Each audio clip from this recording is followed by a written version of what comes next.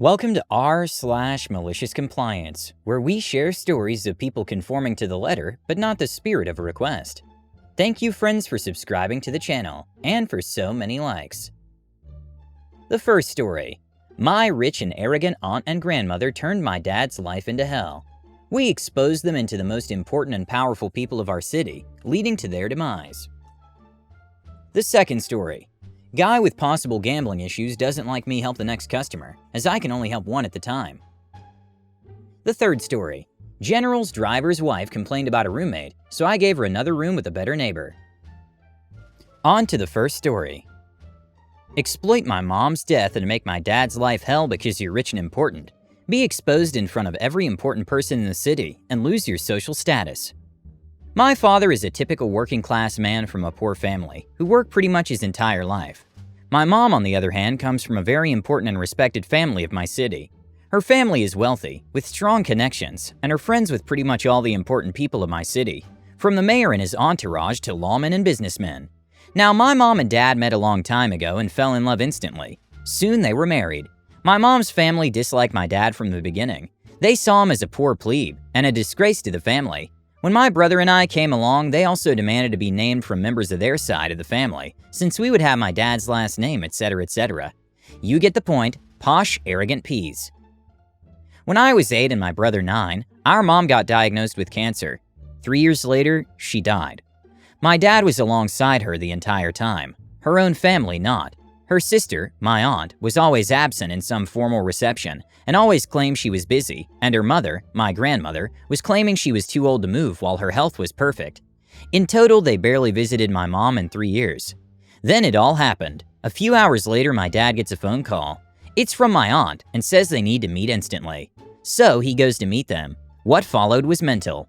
My aunt, with a lawyer on her side, started attacking my dad, telling him that now that his wife was dead, he was incapable of having custody of the kids, me and my brother, and that they should take care of us.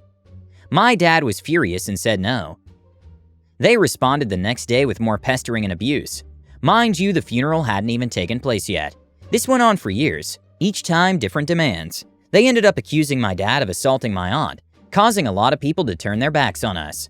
They started sending my dad legal papers on what they could do, etc., etc. Then they tried taking away our inheritance based on stupid SH. We ended up finding out that some money reserved for us had suddenly vanished, and then they called us and threatened my dad that if he doesn't give custody, they will not give us the money. Thanks to a stupid law in my country, they could do that. My dad felt like SH. Many times we caught him crying on top of piles of papers or hitting his head on the table in despair. In the night, we could hear him crying from our room and could do nothing about it. They made his life a torture. The only thing that kept him sane was my brother and I, and he was great as a dad. He provided for us, and despite his mental state being awful, he was an amazing dad. Fast forward 10 years later, the abuse stopped. My father found a girlfriend who's amazing and are happy together. Both my brother and I got accepted into university and are doing pretty well. My mom's family have stopped talking to us, and every time they try to make contact, we promptly ignore them. Until this summer. You see, this summer my cousin got married. They invited us to the wedding. When I say us, I mean my brother and I. So we accepted and started crafting the plan. Because in my country, weddings are a huge deal, a lot of people would be there. And also because of the social status of my mom's family, the most important people would be there. So we decided to use that into our advantage. You see, a lot of people had no clue about the whole story, only the parts they told them. It was exposure time. The big day arrives and I'm full on ready. I go to the church and outside I see the people. Then my brother arrives and we know stuff's about to go down. The reception starts and we're patiently waiting for it to end and the after party to begin. In the after party, which was in a huge mansion outside the city, everyone is present. We spot my aunt and my grandmother in a group of people. One of these people is the mayor. Bingo! So we approach them in a friendly way. My aunt says to the people the classics, "Have you met my nephews, etc., etc." Then we start hearing the conversation a bit. As we predicted, they started talking about my dad, how horrible he was, how he exploited my mom, and how lucky we are that we came out bright, unlike him. That last one peeved me off. I raise my glass, I look my aunt in the eyes, and inside the whole group of the most wealthy, important, and prestigious people of my city, I say, "Actually?" I unleash the whole story, all while praising my dad and D-ing my aunt and my grandmother. If I left anything out, my brother would fill in. After I finished, complete silence fell. My aunt was red from anger. My grandmother was on the verge of bursting into tears. Everyone else shocked. They started looking at them too in dismay and anger. My little cousin, not the one getting married, who was oblivious to the whole situation, wanted to just leave and was constantly asking my aunt, "Mom, is that true?" The story was presented with such attention to detail that they couldn't even deny anything. Then we say the bombshell. At least we came out fine. Our studies are going excellent, all thanks to our dad. That last one was to rub salt at the wound of them. We then left them in shock. From other people, we later learned that everyone turned their backs to them. They became the shame of the city and ended up isolated in their big fancy houses. The mayor cut all contacts with them, so did all the businessmen and everyone in fact. The big bomb was when a business they owned shut down because no one would fund them. I only feel sorry for the employees of them who were left without a job. Another big hit came when the municipal council, clearly by the mayor's orders, removed the commemorative plaques in some buildings they had donated money in. That killed them inside. They tried to reconciliate afterwards, but we ignored them. The most beautiful thing was when my dad learned of what we did. He was the happiest man alive, seeing the rich, arrogant a-holes who tormented him go down like that.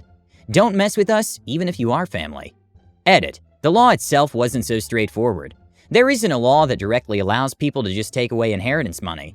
In my case, they could do it because of a legal paper my mom hadn't signed before her death.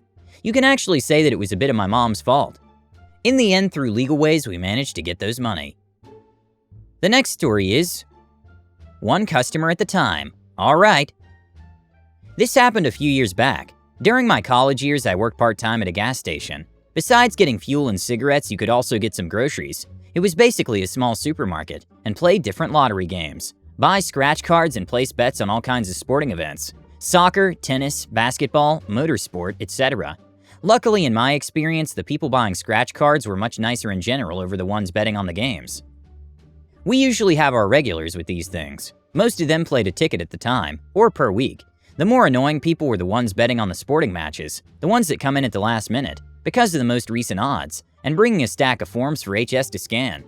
It's relatively simple work for us. People take a form, they fill in the form, mark checkboxes, give the paper to us, we scan the filled-in papers, the lottery machine either prints the valid playing ticket, or gives an error, unknown value on Rule X, too much markings on Rule Y, time limit exceeded for Z, etc.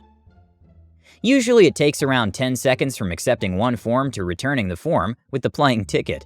Computer was slowish. It could take 3 seconds for the scanner to recognize the form, needs a second or two to process, and then it prints. When it started printing, we could remove the form from the scanner. But yeah, some regulars come in with 10 of those forms. If they're the only ones, no problem. If they filled in the forms before entering the store, no problem. If they accept the ticket, no problem. Try and see where I'm heading. Day one, the guy comes in with a few of those betting forms to be scanned. I do my thing and he decides to fill in some extras while standing at my desk. He knows that the time limit for some games are closing in, so he starts rushing me after he finishes a form. If the potential payout is too low, he calls me back and wants to cancel the ticket. Extra time, as the cancellation slot doesn't work as smoothly as we want to. While he's rushing the forms, the queue behind him starts growing. 2, 3, 4 people, either wanting cigarettes or pay for their fuel. I decided to help them while he's still filling out a form. The guy was not amused. He snapped at me saying, "You're helping me first. I'm not done yet. You can't help more than one person at a time." Not happy. This guy acts entitled AF because of his gambling issue, and I get to handle the grumpy customers. Very well, a few minutes later he's done. Queue is gone, and everyone paid for their stuff. Day 2, a few days/shifts later. It's already quite busy as the queue doesn't seem to end. The continuous stream of customers wanting cigarettes, fuel, or change for the coffee machine seems endless. There are around 4 or 5 in line when our gambling guy comes in. At first he takes some forms and fills them in near the coffee machine. My line is still endless as I ring up everyone as fast as I can. Pump number? Loyalty card? Anything else? Free stamps? Cigs? Oh, not on company card, etc. I'm on fire. Gambling guy suddenly walks to my desk and places his form on the counter, mid-transaction, mumbles something like, "quickly," "time," and walks back. I'm like, gotta help the queue first. When I help the next in line, the gambling guy walks up and asks why I haven't scanned his forms yet. The ticket printer can be heard. Its sound when printing is just above speaking level. I reply, "I can just help a customer at the time, and it's not your turn," while pointing to the queue at the desk. Needless to say, he wasn't happy.